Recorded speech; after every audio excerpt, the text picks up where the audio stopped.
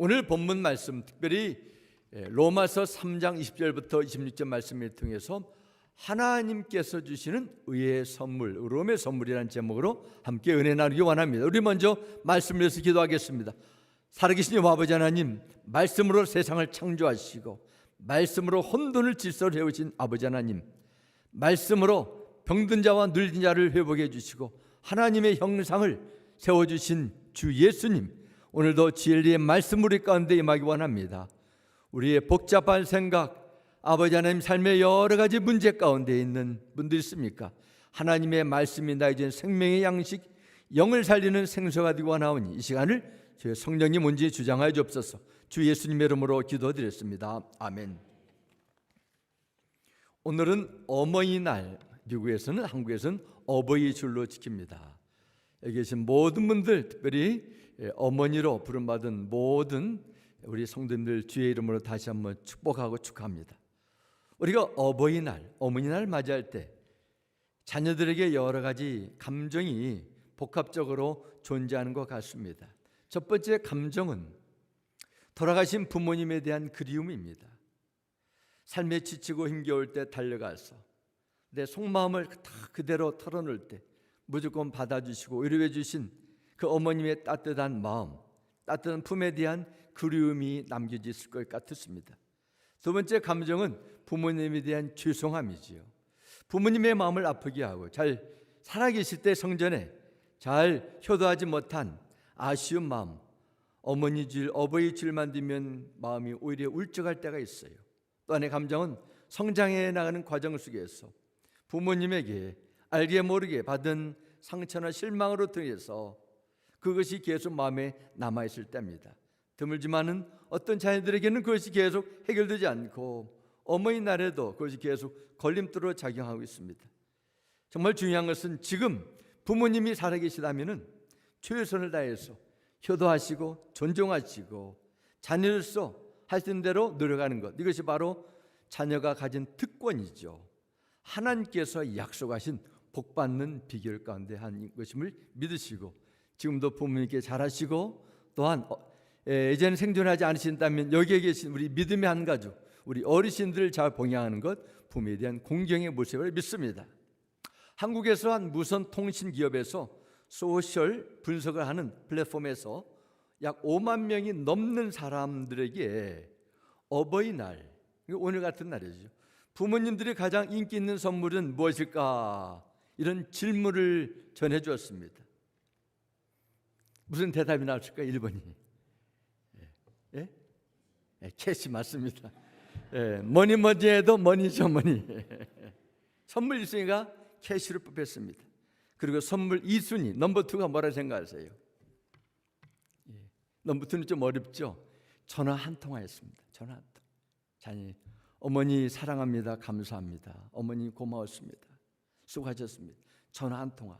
그리고 3순위는 어머니를 향한 감사의 손편지라는 조사 결과가 나왔습니다. 반대로 기왕이면 받기 싫은 선물 넘버 1은 뭘까 했대? 책이었다는 책. 책 선물은 어머니 열심히 사십시오라는 압박감과 또한 눈이 흐리더라는데 돋보기를 써서 읽어야 되기 때문에 부담이 됐다는 것입니다. 사람들은 나름대로 자신 필요와 관심에 따라 선물을 원하기도 하고 반대로 선물이 부담으로 여길 때가 있습니다. 사람마다 취향이 다 다릅니다. 기대가 다르고 가치가 다르기 때문입니다. 그러면은 우리의 온전한 아버지가 되신 하나님께서 인간에게 줄 수 있는 최고의 선물, 창조주 구원자 하나님께서 우리 인생에 줄 수 있는 최고의 선물이 무엇일까요? 바로 생명의 구원입니다. 아무리 좋은 선물을 받았어도 그 용도나 가치를 깊이 깨닫지 못한다면 선물 받은 사람들에게 무슨 소용이 있겠어요? 영혼 구원도 마찬가지입니다. 인간에게 있어서 천하보다 소중한 영혼이 하나님 앞에 구원받는 것이 얼마나 귀하고 가치 있는가를 깨닫지 못하면 구하지도 않을 것이고 받았다 해도 그 가치를 모르고 마음에 감동이나 감격도 없이 그냥 그럭저럭 삶에 묻혀 살아가게 될 것입니다. 오늘 말씀을 통해서 왜 하나님께서 주시는 영혼 구원이 최고의 선물이 되고 하나님은 그 선물을 어떻게 주셨는가에 대해서 본문을 통해서 나누기 원합니다. 먼저 하나님께서 주신 말씀을 들어 왜 인간에게 구원이 필요한가, 왜 구원의 선물이 인간에게 그토록 절대적으로 필요한가에 대해서 나누기 원합니다. 로마서 1장부터 3장 20절까지는 하나님의 심판을 받을 수밖에 없는 인간이 가지고 있는 심각한 죄의 심각성에 대해서 말씀합니다. 성경에서 인류가 내리는 최종 판결은 모든 사람들이 하나님의 기준에 다 탈락했기 때문에 하나님의 진노와 심판을 받아 마땅한 죄인이라는 것입니다. 로마서 3장 10절과 11절에 말씀합니다. 기록된 바 의인은 없나니 하나도 없으며 깨닫는 자도 없고 하나님을 찾는 자도 없고 말씀합니다. 이 말씀을 깊이 되새기며 묵상하며 할수록 우리는 인정할 수밖에 없습니다.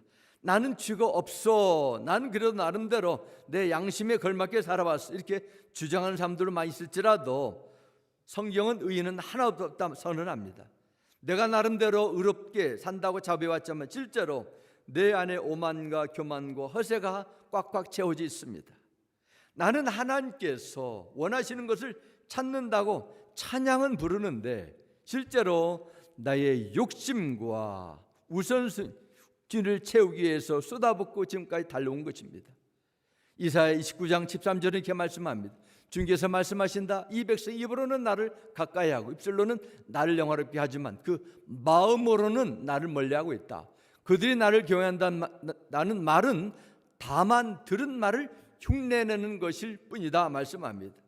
하나님의 특별한 은혜로 구원을 받고 하나님의 그 약속의 그 율법을 받고 하나님의 기적과 하나님의 그 살아 역사하시는 능력을 체험했던 이스라엘 백성들, 하나님께서 보실 때 어떤 말씀합니까?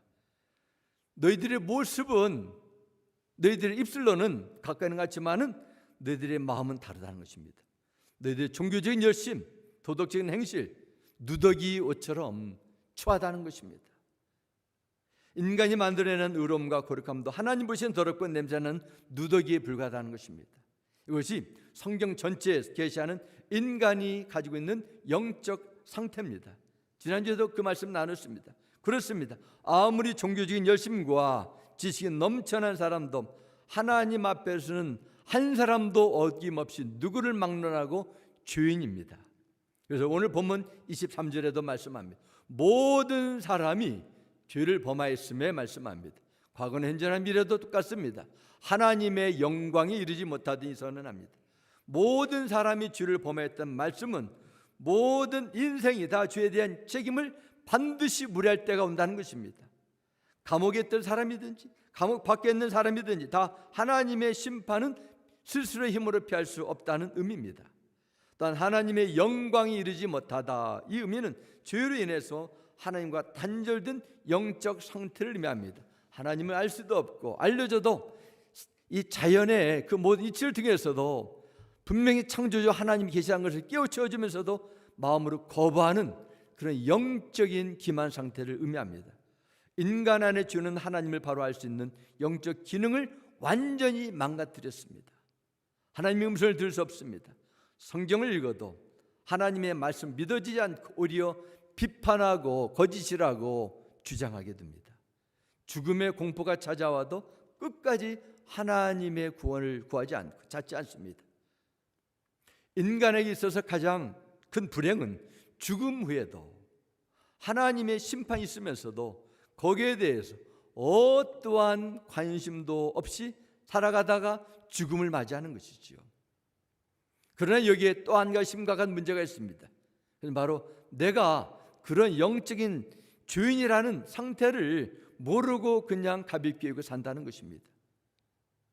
로마서 10장 3절에도 말씀합니다. 그들은 하나님의 의를 알지 못하고 자기 의를 세우려고 했으면서 하나님의 의에 복종하지 않았습니다. 선언합니다.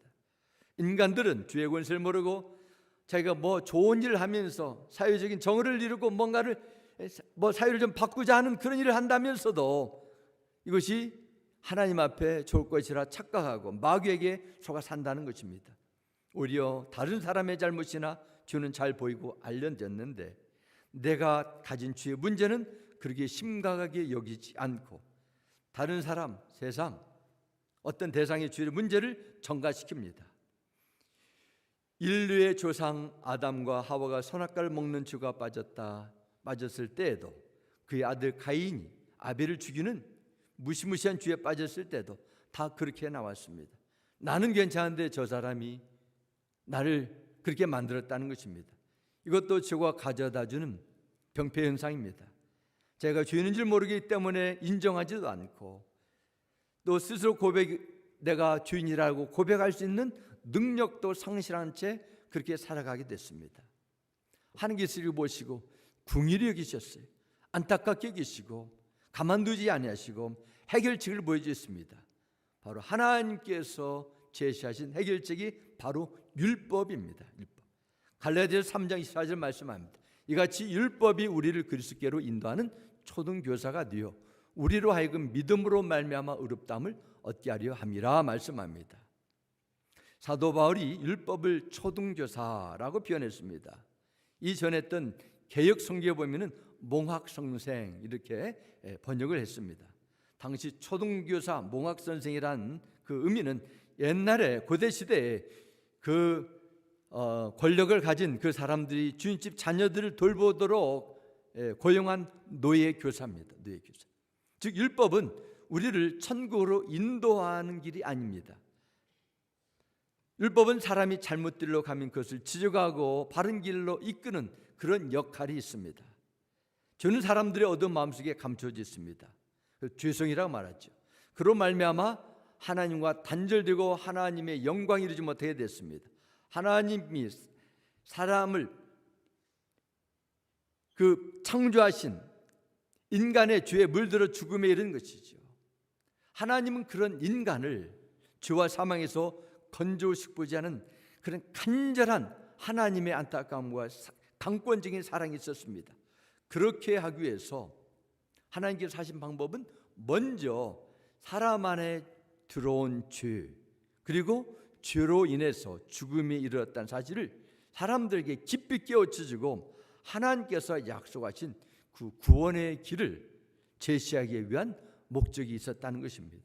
이처럼 율법은 우리의 감추어진 무디어진 마음을 비추어 내가 하나님 앞에 죄인이라는 것을 깨닫게 해서 나에게는 정말 필요한 것은 더 많은 세상의 힘이나 권력이나 부가 아니라 나를 죄에서 건져줄 구원자가 필요함을 일깨워주는 겁니다.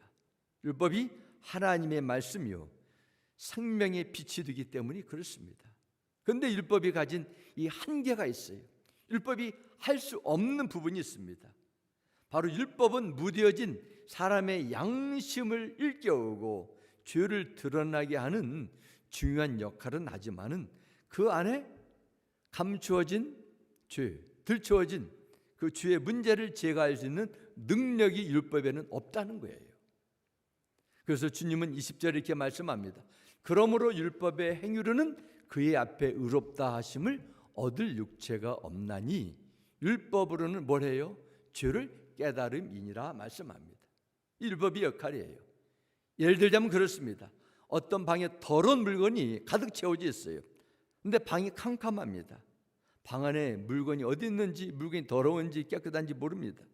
버려야 할 음식 찌꺼기가 쓰레기인지 사용할 수 있는 물건인지 구분이 안 돼요. 하지만 전기불을 확 켜면 모든 것을 다 보고 압니다. 더러운 물건이나 쓰레기를 방에서 없애기 위해서는 어떻습니까? 불을 켠다고 해가지고 쓰레기가 사라지지 않습니다.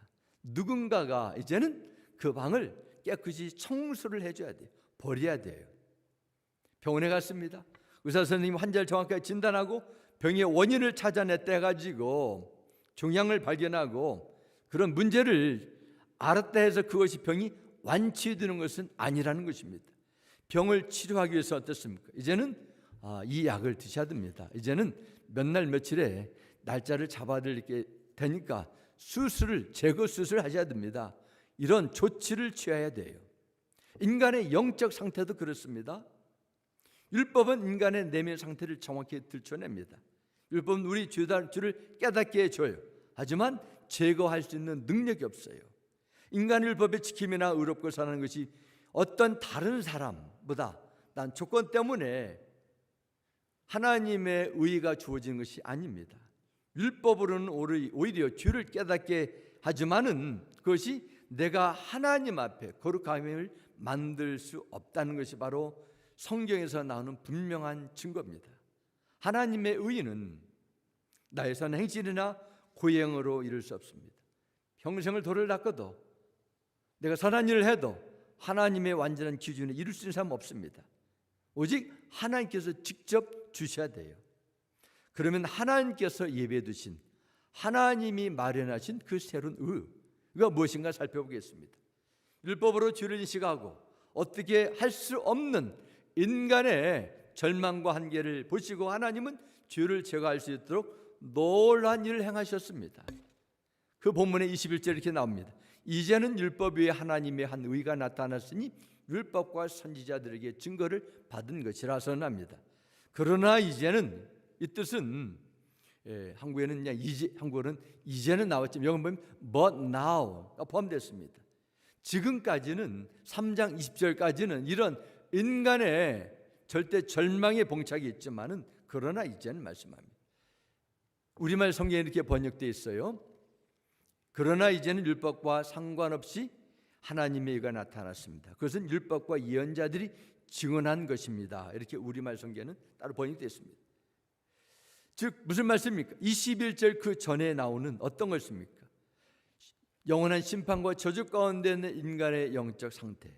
모든 인류는 죄로 인해 하나님을 알 수도 없고 쓸 힘으로 죄를 제거할 수도 없기 때문에 어떠한 노력이나 행위로 구원을 받을 수 없음을 깨우쳐 주셨습니다. 그것이 하나님께서 보시는 인간의 상태였습니다. 하지만 놀라운 일은 이제는 그러나 말입니다. 이런 세상에서 하나님의 놀라운 구원의 은혜가 주어지는 사건이 있었어요. 그 사건이 어떻게 나타납니까? 하나님의 한 의 이렇게 선언합니다. 하나님의 의라는 의미는 인간의 노력이나 공로가 아니라 하나님께서 직접 우리 인생의 죄의 문제를 해결해 주기 위해서 예배해 두신 방법을 뜻합니다. 인간의 의로움을 채워주기 위한 하나님의 의는 혜성처럼 어느 날 갑자기 이 땅에 떨어진 것이 아닙니다. 율법과 선지자들에게 증거를 받은 것이라 말씀합니다. 그것은 구약 성경에 나오는 이사야, 예레미야, 시편 곳곳에서 기록된 죄에 대한 해결책이었습니다. 예수 그리스도를 믿는 믿음으로 의롭다를 받는 것이 신약에서 갑자기 나온 종교적인 깨우침이 아니라 이미 하나님께서 율법과 예언자를 통해서 하나님의 구원의 역사를 점점점 준비해 오셨다는 뜻이기도 합니다. 율법을 하면 주로 모세 오경을 의미합니다. 선지자들도 예수 그리스도에 대해서 증거를 해왔습니다. 이사야, 예레미야 같은 선지자를 포함한 모든 구약의 선지자 다 앞으로 세상에 앞으로 오실 예수님을 증거하고 있다는 것입니다. 하나님은 죄가 가져다준 죽음, 심판에 벗어날 수 있는 그 문제를 어떻게 그러면 해결해 주셨습니까? 바로 24절에 그에 대한 대답이 나오게 됩니다. 어떻게 해결해 주셨어요? 그리스도 예수 안에 있는 속량으로 말미암아 하나님의 은혜로 값없이 의롭다 하심을 얻은 자 되었느니라 전합니다. 이 사절을 다시 보면은 그리스도 예수 안에 있는 속량 말합니다. 여러분 보면은 the redemption만 구원, 이 속량이란 의미에 대해 살펴보겠습니다. 예를 들면 어떤 사람이 돈을 빌려 사업을 하다가 완전히 다 파산을 하게 됐습니다. 더 이상 갚을 수 있는 능력을 다 상실하게 됐어요. 이때 사랑하는 누구가 그리고 갚을 수 있는 능력이 있는 자가 자신의 부동산, 아파트 같은 것을 팔아가지고 그 빚을 다 갚아주어서 더 이상 이제는 이 빚진 자는 채무자 신분이 아닙니다. 이처럼 죄의 값을 누군가가 갚아줘야 되는데 도저히 갚을 수 없는 것을 다 알고 대신 그 값을 지불해 준 것을 속량, 구속, the redemption 이렇게도 말합니다. 여기서 값 없이라 말합니다. 어떻게 있어요? 하나님께서 하나님의로 값없이 의롭다함을 얻은 자 이렇게 말합니다. 이것은 쉬운 말로 공짜라는 공짜, 거저준다는 것입니다. 하지만 이 의미를 되새겨보면은 이 공짜라는 것은 선물을 받는 사람 편에서 볼 때 이것은 공짜지, 이것을 주는 사람은 자기의 재산이나 땅을 팔아가지고 보상해 주는 것이지요. 다시 말씀 보면 이 말씀을 우리의 관계, 하나님과 관계 비교해 보면은 우리에게는 값없이 받는 선물이지만은 하나님 편에서 보면은 이러한 구원의 대가를 지불했다는 것입니다. 그렇기 때문에 우리에게 선물이 되는 거예요. 세상에서 공짜는 없다는 말하게 됩니다. 요즘 미국이 나라빚 때문에 시끌시끌하고 이번 달 다음 달에 경제가 정부가 셧다운할 것인지 계속 뉴스로 나오게 됩니다. 팬데믹이 이제 공식적으로 지난주에 딱 종식되었습니다. 그러나 팬데믹 시작하자마자 미국 정부에서 돈을 막 찍고 뿌려가지고 흥청망청 받아가지고 누리고 사용했습니다. 지금 미국의 빚이 최소한 31 트릴리언 달러라 말합니다. 한국 원으로 4경 2천조 원. 금년 초니까 더 32 트릴리언 달러라게 되겠죠. 천문학적인 존재입니다. 정말 미국이 지난 20년 동안 마구 뿌린 달러 그대로 어땠습니까? 차곡차곡 쌓여가지고 빚으로 남아있어요. 사람들은 받아가지고 야 이거 공짜 돈 생겼네 이것저것 하면서 막 썼는데 미국에서는 빚이 된 거예요. 미국이 빚을 갚을 수 있는 이론적인 방법은 간단합니다. 미국의 예산을 줄이거나 아니면은 국민들로부터 세금을 올리는 거예요. 이것이 이론적인 방법입니다. 그러나 현실적으로 이게 가능합니까? 불가능하죠. 결국 미국은 도저히 빚을 갚을 수 없다. 근데 언젠가 되지 몰라도 후세대가 다음 세대가 파산을 경험할 것이다. 이런 결론에 도달하게 되는 것입니다. 세상에는 공짜가 없어요. 빚으로 남을 뿐입니다. 그러면 인간이 하나님 앞에 지불해야 될 죄의 값은 어떤 것입니까? 죽음과 심판이에요.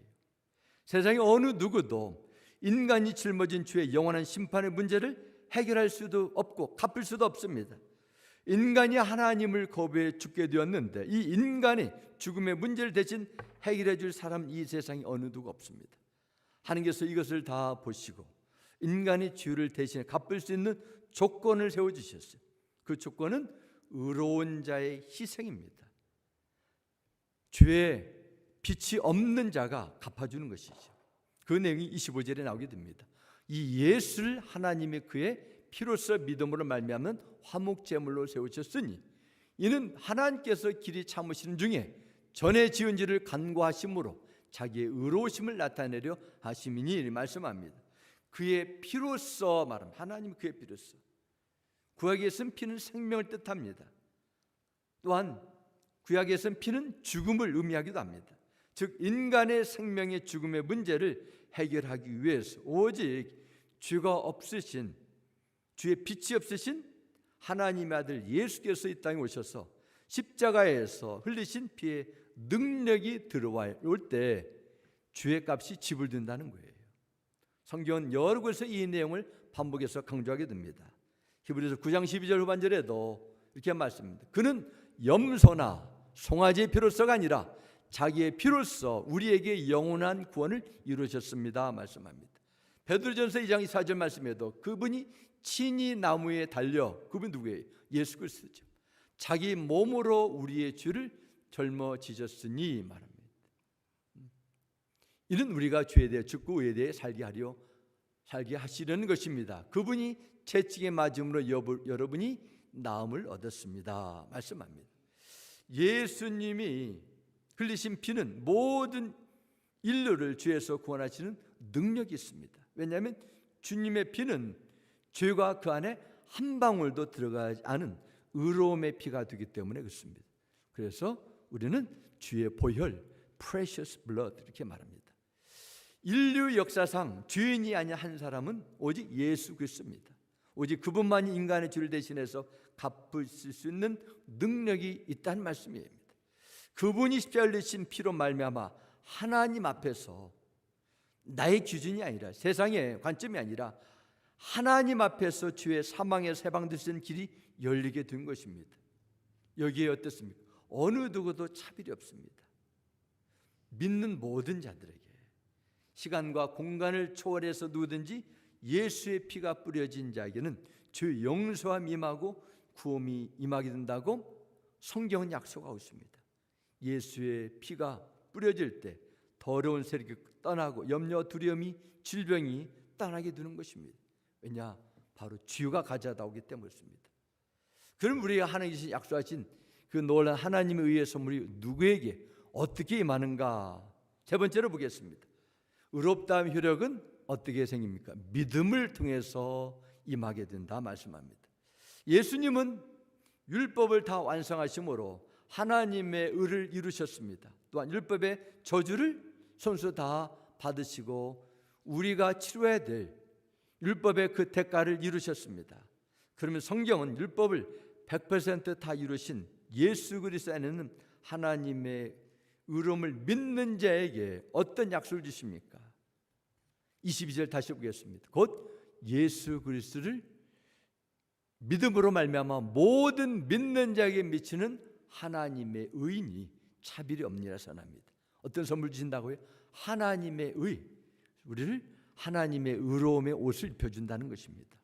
모든 믿는 자에게 이 말씀은 예수 그리스도를 믿음으로 받아들인 모든 자에게 이방인인 우리들에게도 하나님을 모르고 마음껏 살았던 그런 인생에게도 차별 없이 주의 수치와 저주를 다 가려주시고 하나님의 새로운 의로움의 옷을 입혀주셔서 덮어주시겠다 말씀입니다. 오늘 보면 26절을 기록합니다. 곧 이때 자기 의로심으로 나타내사 자기도 의로심이요 또한 예수 믿는 자를 의롭다 하려 하심이라 말씀합니다. 여기서 예수를 믿는다는 것은 무엇인가 성경적인 중요한 의미가 여기 있습니다. 예수 믿는 자를 의롭다 하려 하심이라. 그럼 예수 믿는 것이 무엇이에요?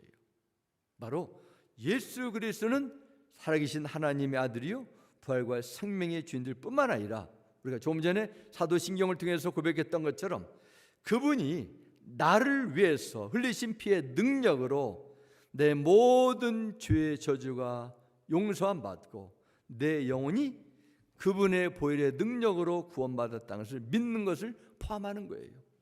그분의 존재, 그분의 기적 능력, 그런 역사의 사실을 믿는 것이 아닙니다. 나와 어떤 관계 속에서 믿는 것이 참된 믿음이에요. 따라서 예수의 피의 능력으로 내가 하나님 앞에 의롭다함 받았다는 것을 믿지 않는다면 그 사람은 하나님 보실 때 저 사람은 예수를 믿지 않는 거구나 그렇게 선언할 것입니다. 예수의 피가 나를 정결케 하는 능력이 있음을 나의 믿음으로 내가 받아들이지 않게 되면 그분의 보혈에 있는 의롭다함의 효력은 나타날 수 있을까요 없을까요? 나타나지 않게 되는 것입니다. 다시 말씀드리면 죄가 가져다준 사망과 심판의 저주가 그 사람 속에 계속 남아있게 따라다니게 된다는 것입니다. 이 말씀을 보면 예수를 믿어도 올바로 믿는 것이 얼마나 중요한지 모릅니다. 얼마나 소중한지 몰라요. 그래서 에베소 2장 8절과 9절에 말씀합니다. 여러분은 믿음을 통하여 은혜로 구원을 얻었습니다. 이것은 여러분의 난 것이 아니요 하나님의 선물입니다. 행위에서 난 것이 아닙니다. 그러므로 아무도 자랑할 수 없습니다. 선언합니다. 그래서 행위에서 난 것이 아니다. 이 의미는 내 생명이 영원히 구원받기 위한 하나님의 기준을 만족시킬 수 있는 능력은 내 안에는 하나도 없다. 이런 선언입니다. 그렇습니다. 구원은 내가 율법의 기준에 몇 개 합격해서 얻는 것도 아닙니다. 우리에게 어떤 선한 꼬투리가 있어서 얻은 것도 아닙니다. 사회에서 이런저런 봉사하고 상도 받게 해가지고 얻는 공로의 대가도 아닙니다. 내가 착한 일을 하고 기도도 열심히 해서도 아닙니다.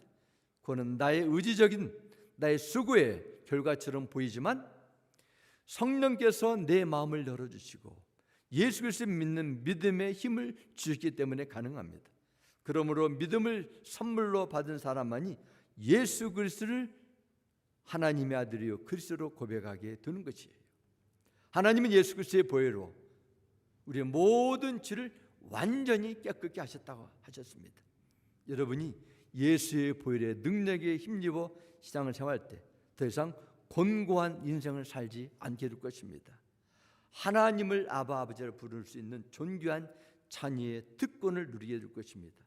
사단의 세력이 여러분의 주를 정죄하고 참수할 수 있는 힘을 다 잃어버리게 될 것입니다. 이에 대한 확신을 가지셔야 돼요. 이 세상의 삶을 다 마감하고 하나님께서 여러분을 부르실 영혼의 때에 내 영혼이 주님 앞에 담대히 맞이할 수 있는 그 확신의 근거가 어디 있어요? 내가 있는 것이 아니라 나와 함께 하신, 나를 의롭게 하신 예수 보혈의 능력을 믿으시기 바랍니다. 사람들은 여러 가지로 두려워할 수도 있지만은 죽음을 앞두고 두려워해요. 어떤 사람은 두려움과 공포감을 죽음 속에서 경험하게 됩니다. 무슨 말로 그 임종을 앞둔 사람의 마음을 편하게 해줄 수 있어요. 아무개 정말 그동안 수고 많았어. 당신 지금까지 열심히 살면서 많은 성공을 거두고 세상에서 그 자리에서 인정을 많이 받지 않았어. 당신 얼마나 많은 사람들 도와주고 선행해왔으니까 그 사람들이 당신이 떠나도 기회 줄 거예요. 이런 말이 들으면은 죽음의 공포가 사라질까요? 전혀 아닙니다. 그 사람 얼굴에 죽음에 대한 두려움이 남아있어요. 인간이 한평생 쌓아놓은 신용과 업적, 공로가 사는 행실이 하나님 앞에 서게 될 때가 가까울 때 확신을 줄 수 없어요. 사랑하는 성도 여러분, 예수 십자가를 지신 피의 능력으로 지난 나의 모든 허물과 죄가 깨끗이 씻겨나가고 주 용서함과 구원의 은혜를 받았음을 확신하십니까? 내가 오늘 밤에 주의 부르심을 받고 주님 앞에 서게 된다 할지라도 예수 그리스도의 십자가를 의지해서 내가 그분 앞에 설 수 있다는 내적인 믿음을 가지고 살아계십니까? 이 엄청난 하나님의 구원의 선물을 받으셨음을 여러분이 믿고 고백하신다면 여러분은 어떻게 나와야 돼요? 범사의 구원의 선물에 대한 보답을 해야 되지 않습니까? 감사해야 돼요. 구원을 주신 하나님께 여러분의 옥합을 깨뜨려 기쁨으로 들으셔야 돼요. 이게 당연한 구원받은 성도의 마땅한 믿음의 반응입니다. 하나님께서 여러분의 심령에 그럴 때 구원의 기쁨으로 넘치게 해주실 것입니다. 그 믿음이, 확신이 세상에 주는 어떠한 역경도 넉넉히 이기는 하늘의 능력으로 오게 될 것입니다. 이 놀라운 구원의 능력, 예수 그리스도는 하나님의 죄 용서함, 하나님의 의로움이 새로운 한 주간에도 여러분의 삶의 지침이 되고 능력과 소망의 비결이 되기를 주님의 이름으로 축원합니다. 우리 함께 기도하겠습니다. 아버지 하나님, 오늘 정말 귀한 말씀을 받았습니다. 모든 사람이 죄를 범하였음에 하나님의 영광이 이르지 못한 데였습니다. 모든 사람이 하나님을 알 수도 없고 하나님 앞에 설 수 있는 자격도 없고 결국 죽음으로 영원한 심판으로 하나님과 영원히 떠질 수밖에 없는 운명이었지만은 하나님께서 우리를 불쌍히 여겨주시고 복음을 듣게 해주시고 예수 그리스도를 믿는 믿음 주시고 성령으로 감동 주셔서 오늘 여기까지 나왔습니다. 아직 구원의 은혜를 누리지 못한 분 있습니까? 마음을 열어주시고 내가 하나님 앞에 얼마나 하나님을 대적하고 무관심하게 대했던 교만과 영적 무지에 살았음을 고백할 수 있는 믿음의 복을 주시고 이 놀라운 구원을 받았다면 남은 인생 하나님 앞에 서게 될 그때를 바라보며 부어진 자리에 최선을 다해 내 모든 것을 드리며 주의 영광을 위해 살아갈 수 있도록 우리에게 더 큰 믿음 부어주옵소서. 예수님의 이름으로 기도드렸습니다. 아멘.